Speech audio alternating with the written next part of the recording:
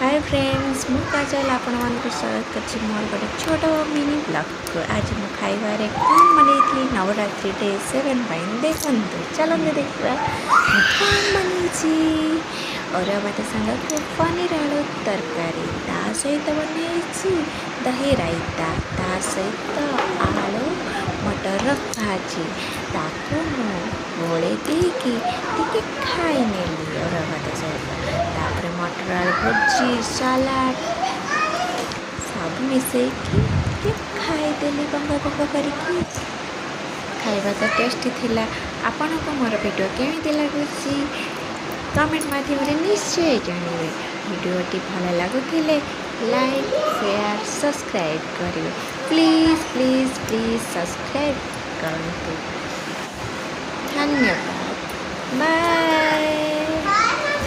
Thank you so much.